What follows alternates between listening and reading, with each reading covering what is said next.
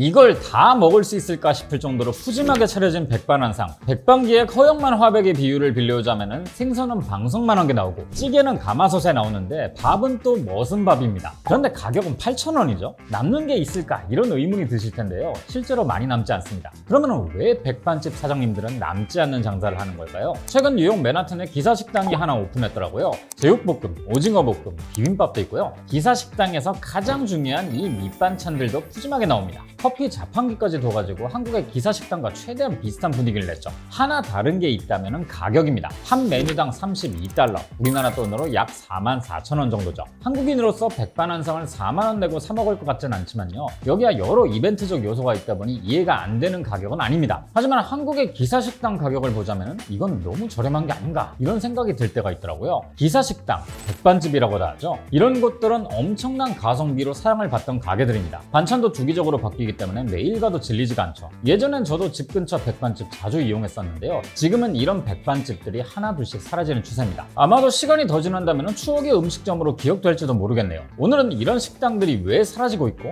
어떻게 저렴한 가격에 음식을 팔 수 있었는지에 대한 이야기를 해볼까 합니다. 저는 김밥이고요. 제가 오늘 떠먹여드릴 이야기, 사라지는 백반집들입니다.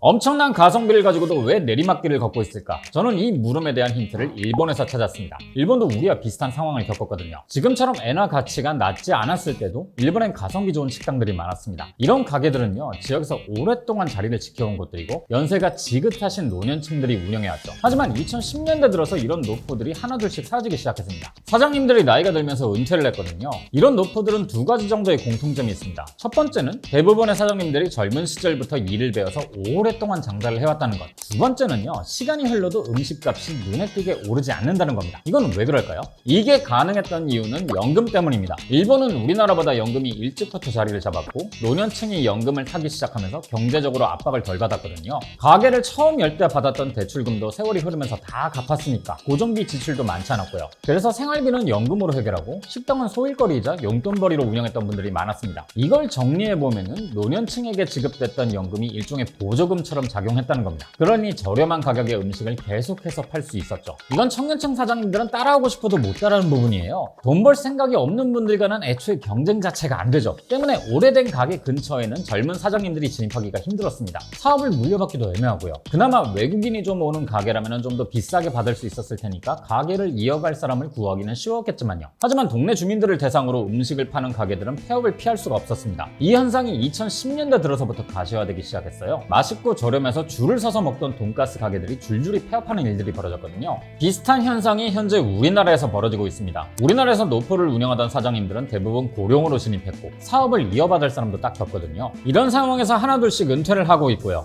기사식당과 백반집이 대표적입니다. 왜 하필 이런 식당들만 무너지고 있는 걸까요? 백반집의 강점은 압도적인 가성비입니다. 푸짐하게 차려진 한상을 저렴한 가격으로 먹을 수 있거든요. 이걸 사장님 입장에서 생각해보면요, 고객 1인당 지불하는 음식값이 낮으니까 식당을 말도 못하게 비용 효율적으로 운영해야만 수익을 낼 수 있다는 겁니다. 하지만 백반집을 비용 효율적으로 운영하는 건 쉽지가 않습니다. 백반집 가면은 꼭 밑반찬이 몇 가지 이상씩 나오죠. 하지만 밑반찬이란 거는 비용 효율과는 거리가 멉니다. 재료비도 재료비지만은 엄청난 노동력이 들어가거든요. 또 때로는 메인 메뉴보다 더 많은 시간을 투자해야 하죠. 이러다 보니 공장에서 만든 반찬을 사오는 경우도 많고요. 만들던 사오던 어쨌든 간에 밑반찬은 생각보다 큰 지출을 일으킵니다. 밑반찬 가격이 백반 1인분 가격에 포함되어 있긴 하지만요, 반찬을 추가로 주문한다고 해서 돈을 더 받지도 않죠. 밑반찬 재활용은 당연히 금지되어 있으니까 남기면 그대로 쓰레기통으로 갑니다. 노동력, 재료비, 음식물 쓰레기 처리 비용까지 증발하는 거죠. 그래서 식당 입장에서 반찬이란 손은 많이 가는데 득이 될 게 없는,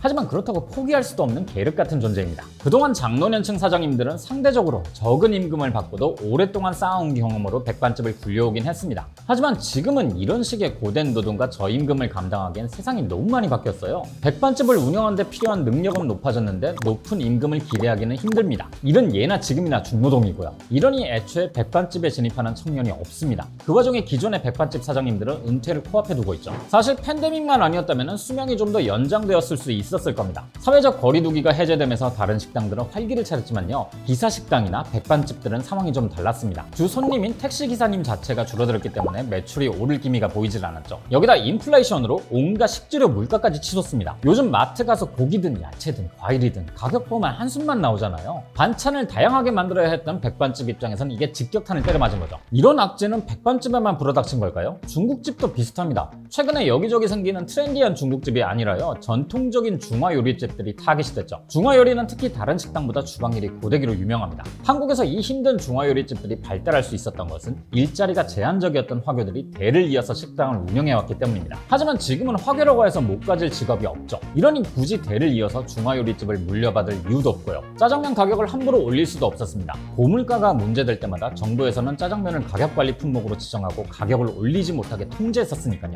물가 상승 시기에 가격을 인상할 수 없었던 짜장면은 어떻게 됐을까요? 사장님들은 효율을 높이는 방식을 택했습니다. 복잡하고 손이 많이 가는 일을 단순화하는 거죠. 짜장을 주문받으면 볶는 대신에 미리 대량으로 만들어두는 거예요. 이러다 보니 짜장면처럼 많이 나가는 메뉴 몇 가지 더 영향을 받았죠. 짬뽕 국물은 양껏 만들어두고 반짜장은 소스처럼 만들어두는 곳이 생겼고요. 만두를 직접 빚어 만드는 곳들도 찾아보기 힘들어졌습니다. 사람들도 만두는 돈 주고 사 먹는 메뉴가 아니라 탕수육 시키면 덤으로 주는 메뉴로 생각을 하다 보니까 만두 역시 비용 절감이 대상이 되어버린 거죠. 제가 예를 들기 위해서 짜장이나 짬뽕, 만두 같은 얘기를 했지만요, 난자완스 같은 다른 요리부 메뉴도 비슷합니다. 중국집들이 처음부터 이렇게 대량으로 만들어두고 팔지는 않았습니다. 다 주문받으면 그때그때 볶아서 만들기 때문에 맛있는 짜장면과 짬뽕, 그리고 요리들을 먹을 수 있었죠. 하지만 다양한 이유가 얽히고 설켜서 정통 방식으로 요리하는 중국집들이 서서히 사라지고 있는 거예요. 현재 국내에 남아있는 전통 방식의 중국집들은 노포들이 대부분입니다. 그나마도 이곳 사장님들 역시 나이가 들어가고 웍을 잡기 힘들어지면서 하나둘씩 사라지고 있죠. 일본의 노포, 한국의 백반집, 전통 중화요리집이 사라진 이유는 결국 비슷합니다. 여태껏 음식을 저렴하게 팔 수 있었던 건 사장님들의 인건비가 낮았기 때문이죠. 물론 모두를 대변할 수는 없겠지만요.